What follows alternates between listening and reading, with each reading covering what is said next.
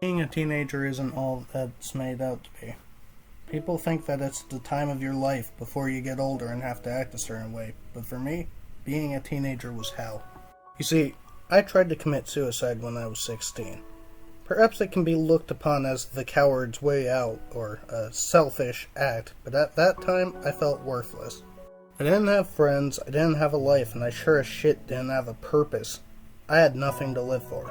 My family situation was crappy. My family was either not around or too out of their minds to acknowledge the fact that I even existed. My mom, she was an alcoholic and addicted to gambling, while my dad was always high on some sort of pain medication. So what the fuck else was there for me to stay around for? I sat in the bathtub for 30 minutes with a blade in my hand, just contemplating the pros and cons of what would happen if I went through with the plan. The good things were that I wouldn't have to deal with my family anymore. I wouldn't have to deal with any of the bullshit, and I could finally be free of the worthless feelings. But the bad things, well, I'm not sure if there were any. Again, life was pure hell for me. I managed to work up enough courage to slice open my left forearm. Watching the blood pour out of it and into the water was heartbreaking, honestly. All I had to do was slash open the other arm and I would be free from all the pains life had to offer me. But no. My dad just had to need the bathroom at that time. 3 knocks on the door without receiving an answer was all it took for him to break down the door and find me. I wish he would have let me finish it. He didn't give a shit anyway. Needless to say, the attempt didn't happen as planned. I graduated high school without any problems, went to college, which, albeit was just a little different, but not enough to make a lasting impact. I'm in my early 30s now.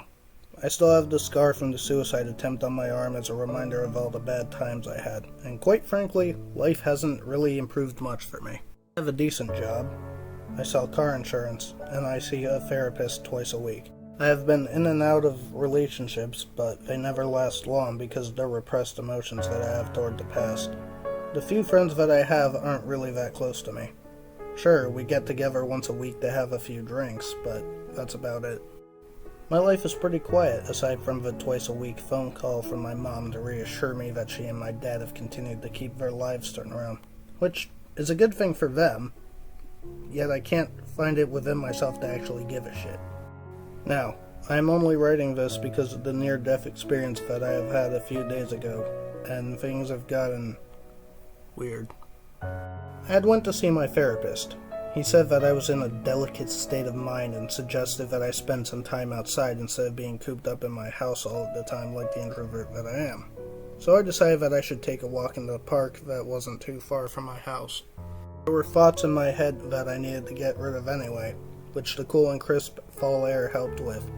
It was refreshing to be outside even if I were alone. It's what I was used to. Walking past the happy couples holding hands, smiling and laughing at each other didn't bother me like you'd expect it to.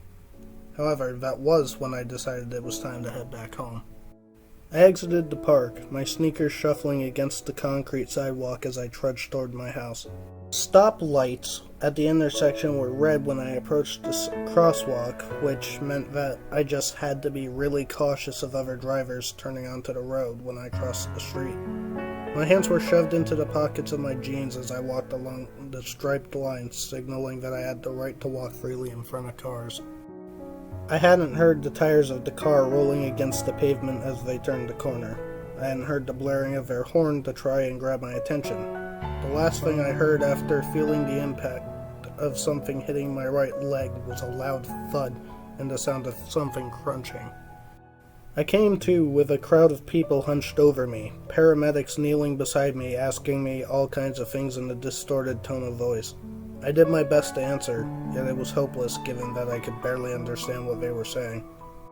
I remember trying to move and being unable to do so because of the large gash on my upper thigh. Blood pooled around me, staining the damp pavement a dark crimson. Paramedics told me to lay still. I somehow managed to sit upright on the pavement, and through the crowd of worried citizens was a figure dressed in a black cloak, standing in the background. A long wooden handle with a peculiar-shaped blade atop it was resting in the hand of the figure. I immediately recognized the description of whatever the hell that thing was. It looked just like an image of the Grim Reaper that we had learned about in school. I blinked a few times, trying to adjust my eyes, but when I opened them after the final blink, the figure was gone. The paramedics took me to the hospital. I received stitches, painkillers, and booked an appointment with my doctor for a follow-up visit within the coming weeks. He said that I was damned lucky to have survived the impact. Hell, I should have a lot more injuries than a few broken ribs, a gash on my upper thigh, and some minor cuts and bruises. One of my friends had come to the hospital to give me a ride home. Thankfully, he had been in town. Otherwise, I wouldn't have had a choice but to call my parents, and Lord knew I didn't want to deal with them. I made it home safely, overwhelmed by the entire day's events. I slowly made my way into the kitchen to grab a drink from the fridge when I noticed that cloaked figure from the street. It was standing on the sidewalk just outside of my house. I rushed to the front doors as fast as I could, but the figure was gone by the time I got there. The more time I spent trying to clear my head and recover from the accident, the more I start to see it, that damned figure, and honestly, it's bothering the fuck out of me. I need to find some fucking answers. I need to find out who the hell is stalking me. It's been about a month since the figure has started stalking me, and things have only gotten worse and worse. The figure started appearing more and more, and things have been getting weirder and weirder. I started hearing whispering. It was very quiet at first. So quiet, in fact, that I initially mistook it for wind. That is until it started getting louder and louder, as the figure appeared more and more. It started to affect my job and what little social life I had. I couldn't focus on shit, which made it nearly impossible to do my job. My friends noticed I was acting weird and started to distance themselves from me, but I really didn't care. All I wanted was for all of this shit to stop. I started spending all my time trying to figure out what the fuck this thing was. I searched the internet, I looked into mythology and folklore, I talked to supposed experts. Nothing. Absolutely fucking nothing came up. Until I was referred by one of these experts to someone named Aiden Withers. Aiden was a supposed medium and expert in paranormal research, on par with the Warrens. I didn't have any other leads, so I said fuck it and contacted him via his email. He responded surprisingly quickly and set up an appointment to discuss everything and hopefully figure out what's going on. Maybe now I'll finally know what's going on. When I got to the building at the address Aiden gave me, I was surprised to see it was a normal house. I walked up the stairs and was about to knock on the door when it swung open. A young man who couldn't have been older than 18 was standing there. Are you Taylor Dalton? He asked in a tone that implied he already knew the answer. I said yes, and he told me to follow him.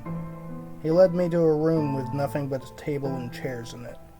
He asked me questions about the events that had been happening, which I answered to the best of my ability. He looked nervous and told me he was going to attempt to communicate with it. He closed his eyes. They remained closed for a few minutes, and then suddenly they snapped open, glowing the brightest white I'd ever seen, so bright I had to look away. Eventually the white glow faded and his eyes went back to normal. He blinked a few times and panted, apparently out of breath from whatever the fuck just happened. When he regained his breath, he explained to me what happened.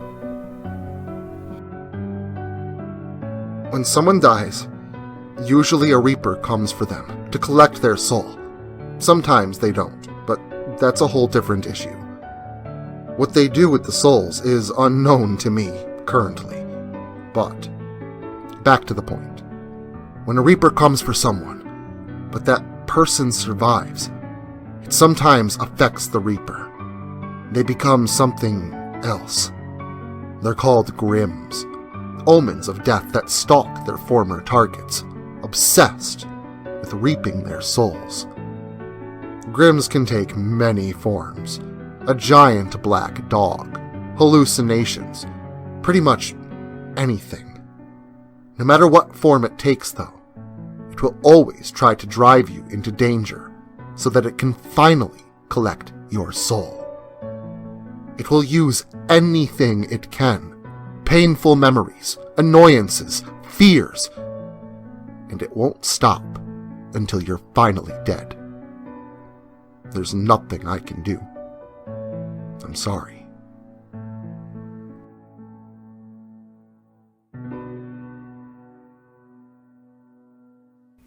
I thanked him and left, trying to wrap my head around everything that had happened.